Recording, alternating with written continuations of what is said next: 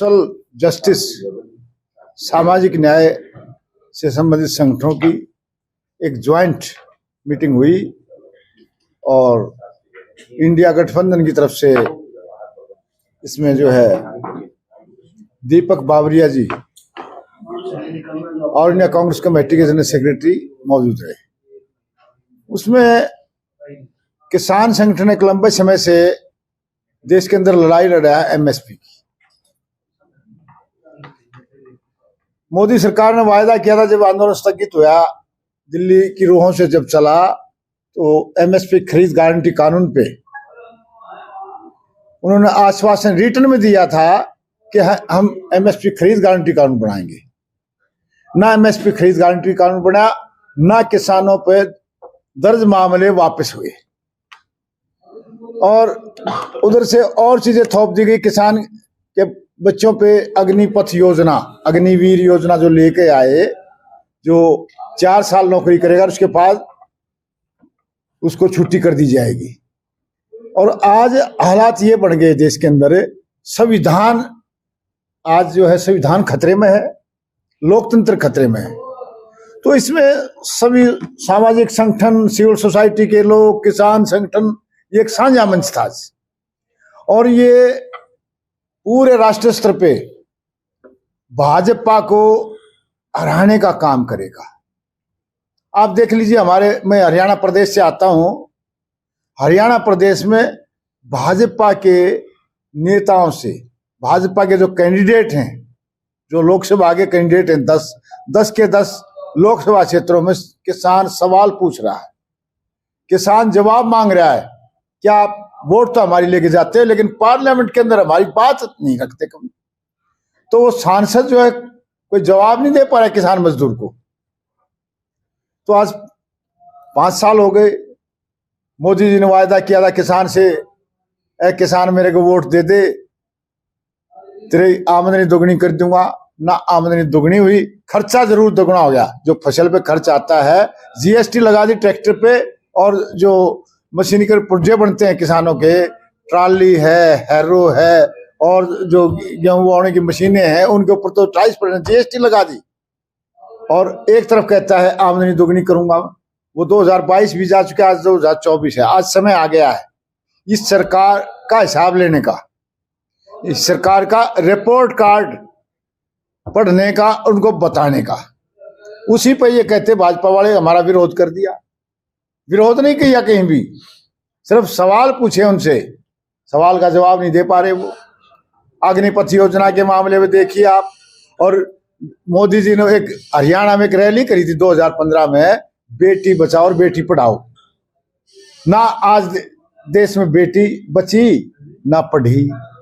आपकी आंखों के सामने है, जंतर मंतर पर पिछले दिनों महिला पहलवानों ने अपने हकों की आवाज उठाई, तो उनके जंतर मंतर पे घसीटा गया।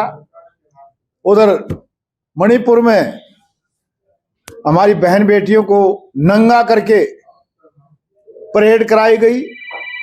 आज किसान और मजदूर का बच्चा उन चीजों को भूला नहीं है, उसका हिसाब चुकता करेगा। देश का दलित भी जाग चुका है। अगर ये संविधान से छेड़छाड़ करना चाहते हैं और देश में जो है ना आरक्षण को खत्म करना चाहते हैं, क्योंकि संविधान ने ताकत दी थी। गरीब आदमी जो है देश आजाद होने के बाद इस संविधान के कारण ही तो आगे बढ़ पाया था। मेहनत करके उनके बच्चे पढ़े, जॉब लगी उनको। लेकिन ये जो है आरएसएस बीजेपी इस संविधान को भी खत्म करना चाहती है, और तमाम जो ये कॉर्पोरेट के जो लोग हैं उनके कहने पर ये देश चल रहा है। ये मोदी तो एजेंट है इनके। किसान भी जाग चुका है, मजदूर भी जाग चुका है, दलित भी जाग चुका है, और नौजवान भी जाग चुका है। तो मैं जनता से अपील करता हूं, आज मौका है। 10 साल का इनका रिपोर्ट कार्ड आप लोगों ने देख लिया है।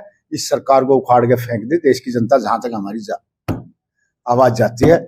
अब हमारे साथी चौधरी महेंद्र सिंह राणा, चेयरमैन अन्नदाता किसान यूनियन दिल्ली, चौधरी वीरेंद्र सिंह हुड्डा, राष्ट्रीय महासचिव भारतीय किसान यूनियन किसान सरकार, व नेशनल कोऑर्डिनेटर साझा किसान मजदूर मोर्चा।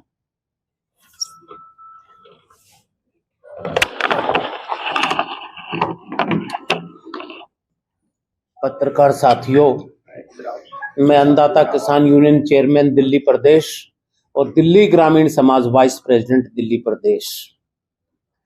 आज ये जवाहर भवन में ऐतिहासिक मीटिंग हुई थी दीपक बाबरिया के साथ। देश को बचाने के लिए, संविधान को बचाने के लिए और लोकतंत्र को बचाने के लिए कि दिल्ली और हरियाणा के जो प्रभारी हैं दीपक बाबरिया जी, और 17 सीटें इनके प्रभारी के साथ हैं, उसमें आम पब्लिक, आम आदमी पार्टी और कांग्रेस के नेताओं के बीच में सामंजस्य स्थापित करने के लिए 22 संगठनों ने एक कोऑर्डिनेशन कमेटी का गठन किया था कि आने वाले चुनाव में हम इंडिया अलायंस के समर्थन में पार्टियों का और जनता का कोऑर्डिनेशन करेंगे। उसी कोऑर्डिनेशन को आगे बढ़ाने के लिए आज ये मीटिंग रखी गई थी, क्योंकि पार्टियां तो ये चाहती हैं कि जनता हमें वोट दे रही है और हम कोऑर्डिनेशन कमेटी के लोग चाहते हैं कि ये चुनाव भारतीय जनता, मोदी वर्सेस जनता का चुनाव है, क्योंकि लोकतंत्र भी खतरे में है, संविधान भी खतरे में है और पूरे देश की संवैधानिक संस्थाएं भी खतरे में हैं। इसलिए हमने ये पहल किया है इतने दिन इंतजार के बाद कि आपस में लोग आम आदमी पार्टी और कांग्रेस के कोऑर्डिनेट नहीं कर रहे हैं। ऊपर अलायंस तो हो गया है, जनता इंतजार कर रही है कि ये नेता आए और हमारे को संबोधित करें कि इंडिया अलायंस के पक्ष में हमें वोट की चोट करनी है। उसी को मुद्देनजर ध्यान में रखते हुए हिंदुस्तान की सभी सिविल सोसाइटियों ने, बुद्धिजीवी वर्ग ने और एडवोकेट्स ने कोऑर्डिनेशन कमेटी बनाकर यह फैसला किया कि आज हम शुरुआत करते हैं, क्योंकि अब चुनाव का टाइम 25 मई हरियाणा और दिल्ली का है। तो हम इस तानाशाह को दिल्ली से उखाड़ फेंकने की और भारत से उखाड़ फेंकने की आज जवाहर भवन में, जो कि first prime minister of India की याद में यहां बनाया गया है, आजादी पर खतरा फिर से महसूस किया गया है, उसी को मुद्देनजर रखते हुए आज की ये मीटिंग और ये पीसी की गई है। आशा है कि आपके माध्यम से हमारी ये आवाज पूरे देश के किसानों और वोटर तक पहुंचे, ताकि वो आने वाले चुनाव में अपने मताधिकार का, एक तानाशाह को, देश को मुक्ति दिलाने के लिए अपने वोट का समर्थन कर सकें। धन्यवाद।